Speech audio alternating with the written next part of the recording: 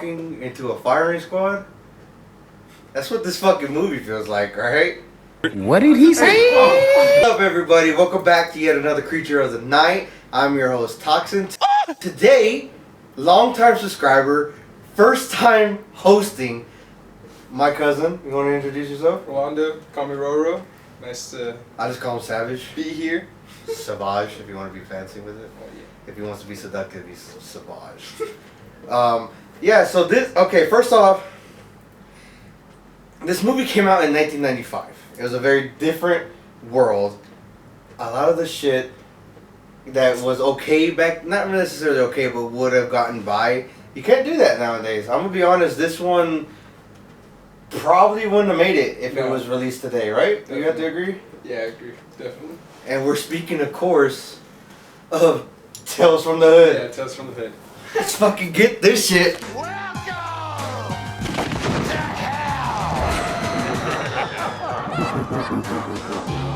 Tales from the Hood. Okay, so if you've never seen this, it's kind of like a creep show. Yeah. It's multiple stories. There's 4 of them. The first one being, crap. What was the first one?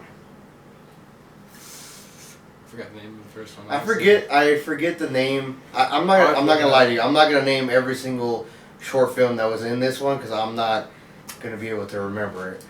But the first one was basically the life lesson of it was don't hold your guilt in. Yeah, basically. We see a good cop. He's a rookie cop, and and this is important. This is why I'm gonna say it's an African American cop, and he's being led by these 3 Caucasian cops, and like they end up doing some shady shit. They end up going and taking down a high politician and beating them and like planting some drugs on him. Yeah, routine traffic stop, and they just start messing with him and beating up on him because he was getting crooked cops out of the precinct because he was a politician, a good guy. Yeah, exactly. And little did the other guy know, the rookie cop, he basically found that out on the computer inside the car, and then that's when it was too late for him to even try to save him or even try to do anything about it. He just let them basically let all of them just beat this guy up for no reason for their own gain, just to get out of it, Mm-hmm. And which again, why too is it wouldn't get away nowadays, especially with everything with George Floyd and all this other corrupt stuff that could have gone down. It probably wouldn't have gotten away with it because it's a very now sensitive subject. Granted, not saying that it wasn't back then, but again, I think people handled it a lot more than that. But eventually, he quits the force because he's guilt-ridden, and the politician's spirit ends up communicating with him. Again, guys, horror movie, taking revenge on all these cops and basically killing them gacho and everything, just doing horrible crap to them. So I thought that was pretty dope. Hey, I don't remember his real name, but R.I.P. to Fun Boy from The Crow. He was in this film. He's actually in the first short film, but he passed away not that long ago. But R.I.P. to him. I know Brandon Lee just had an anniversary, so yeah, shout out to him. That was pretty crazy. But I do like that this film touched on a lot of stuff that was going on in the era that it was released in. Yeah. And each film taught you, I think, a grave lesson too. Was just, hey, if you see something, speak up too, and don't hold your guilt and don't let it kill you like it did this guy. Because he ended up becoming a drunk and kind of hallucinating and ending up in an insane asylum because nobody believed him that the ghost was speaking to him from beyond the grave. Exactly. So I mean, he ended up, you reap what you sow. He didn't speak up, and you're suffering the consequences for it. And that leads us into the second one, and I believe it's just called Monster or something like that. Something called Bruises. Yeah. And it's about a little kid that basically a little kid that he loses his dad, and he lives with his mom, and he has a stepdad, I think, right? It's a stepdad or her lover or whatever. And basically this kid's having nightmares or seeing this creature at night, and then he's going to school with bruises and everything, and the teacher picks up on that and picks up on the whole idea of him getting bullied too because he didn't have a lot of friends. And later on in the fucking episode or whatever you want to say, he come to find out that one of his friends told him to write or draw down these people or these the fears that he had. Draw them down and just crush them up, burn them, and then then you're released from any type of fear that you have. Which is pretty cool. I like that. Yeah. I like that concept. But yeah, I think this one too speaks into the imagination because he's drawing this monster. And it turns out the monster is actually his stepdad, and he got monster because there's a tattoo that says monster on his arm.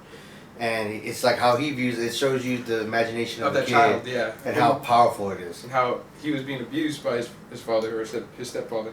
And I think this one was what the lesson that we agreed on was like speak up when something is something is wrong or and there's some type of foul. Seek help. You're not alone. Yeah, exactly. Because his teacher was he was there for him. He tried to like be there for him.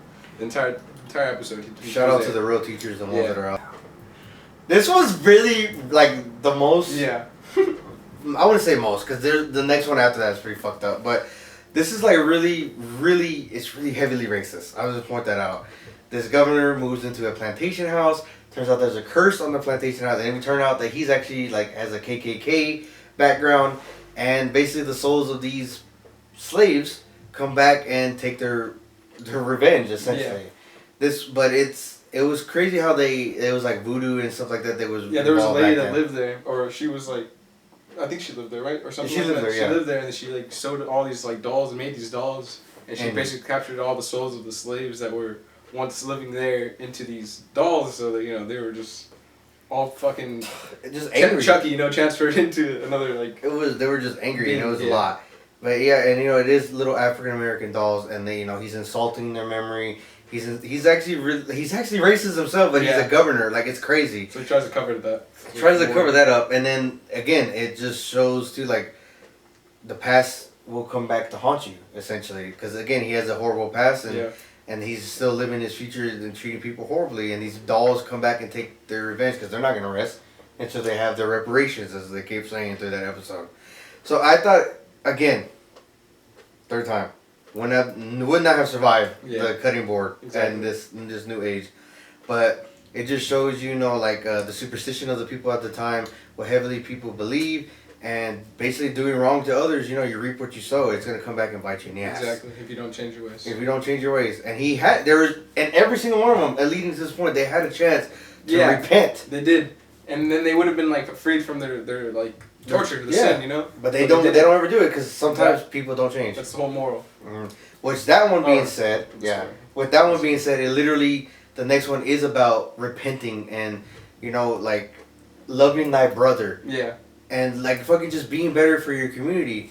This one, he is, again, it's an African American movie. Yeah, it's an African American horror. They called it black horror back in the time, So this one is about a gangster killing his fellow brothers, and this war that's for nothing.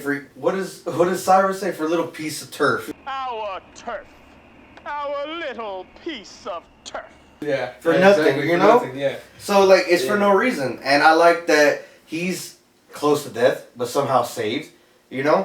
And he has a chance to go into this program so he could get out of prison because he's a renegade. That motherfucker's in there for fucking life. Yeah, rehabilitated. But he killed these people, and they caught him basically, and then they take him in. But as he's going through this whole process, he's like not seeing the error of his ways, but but it's like the audience doesn't know either. Like that he's basically still where he was before he gets caught up. Mm-hmm. So he's like right on the verge of death.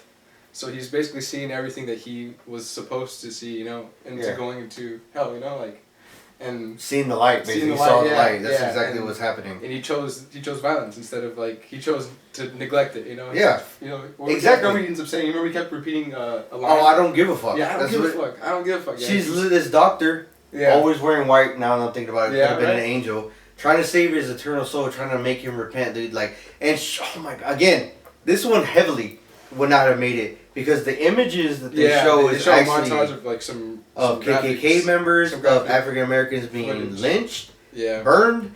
It's hardcore, but they're actual pictures that were taken from a book. So they're real pictures, and it was just that much horrible. Yeah. And I like that line. She's like, the first murder was Cain and Abel, and he killed his brother. Like, basically, you're killing your brothers for nothing. And seeing... I love the part where they put him in the deprivation chamber. Yeah. And he's literally comes face to face with all the people that he's killed and talking to him about all this shit that he's done. And he has horrible. He has no freaking he just comes up with an excuse and he doesn't apologize. Yeah, no remorse, and he doesn't even apologize. He just starts coming up with bullshit to say, so he doesn't feel like he is in fault. And he starts to blame everyone else instead of He has a reason taking on for everything. responsibility. Yeah. He has every reason for like an excuse, not even a reason. Yeah, an excuse for everything. Yeah, there you go. Yeah. The one that got me was when he shows a little girl and she was literally, again, gang violence and stuff like that, or whatever you want to call it. It was a stray bullet. There was a drive-by and it hit her playing in the room. And what did he say? He's like, a bullet ain't got no name on it. Like anybody could get it. Like, what kind of person does that? Yeah, but Mercedes thinks that logical way or thinks that way. Yeah, it's just to get it off of him, and for what? It's so harsh. And I like that he brought that up. That it is when he sees the light. Because then, like, when he keeps repeating, like, she's like, don't you want to save your eternal soul? Like, he just keeps saying, I don't give a fuck, I don't give a fuck. He just keeps saying it over, and then we go back to the part where he never left that spot where he got shot. He got shot, yeah, because he's literally telling these to the people who have guns in their face, and they just unload on his ass. Yeah. And that's it. But meanwhile, this is going on through the whole thing. We how we start the movie is with these three guys going into the funeral home because they want to rob it, and the pallbearer is actually taking them through these rooms. Mortician, right? Yeah, isn't it? Yeah, okay, whatever he is, but it's the guy. It's the guy from Half Baked. It's Samson. You know, it's Samson. Yeah, Jesus, it's Samson, dude. So yeah, you know, Cuban B. Yes, Cuban B. Man. But it's him taking them and showing them and telling them all these stories. I think in a way too, trying to make them repent for what they've done in life, giving them a chance. Yeah, because then we find out that their story is actually tied to the last story. They're the ones who killed and put that kid in the coffin. Yeah, the last story that we were talking about. Yeah. So he finally takes them to the treasure and shows them 3 coffins, and they're in it. And they didn't repent, and they're actually in hell. Yeah. So this whole thing was just smoking mirrors. And he was one of the ugliest looking devils I've ever seen. I'm just pointing that out. But I think honestly, just because it is nostalgia for me, so I give it 2 thumbs up, 10 out of 10. Honestly, overall opinion. If you don't have the stomach for it, especially nowadays, I don't think y'all can handle it. But I highly recommend this movie just because it is amazing to see these different stories and like a tales from the hood, like these people who grew up in the hood maybe have heard these urban legends or whatever, you know, like just different stuff like that, putting that on the screen. I believe they made a number 2. I don't know about that. Yeah, I remember, I could be wrong, but I think so, maybe. But I thought it was taste. I thought it was not taste. I don't want to put that out. I thought it was done very well. I love the storytelling from it, original stories that I've never heard before, and I love that we're giving a life lesson, showing all these violence, but we're giving a life lesson at the end of it, and it makes us trying to make us a better person. The moral of the whole thing is, don't do bad. Yeah, don't do bad. Repent, be good, and be good to thy brother. You know, like it can't be more simple than that, but it's actually a hard lesson that people cannot fucking fathom. I don't know why. Always remember that you're not alone when you're in trouble. Always speak up, guys. Don't be afraid to speak, and that still happens today. Like believe it or not, even with people speaking up about certain things, like. There's still a fear. Speak up in what you believe in. Speak up in, like, if you're being hurt or anything like that. Don't be afraid, guys, because you're never, ever alone. I'm not afraid no more. Oh, my God. Oh, my God. Yes, dude. Any exiting thoughts? Besides watching it as a little kid and not being able to watch it as a little kid, but still watching it because, you know, movies are always around and stuff, you know, and I was always just intrigued watching things and different things, learning different things.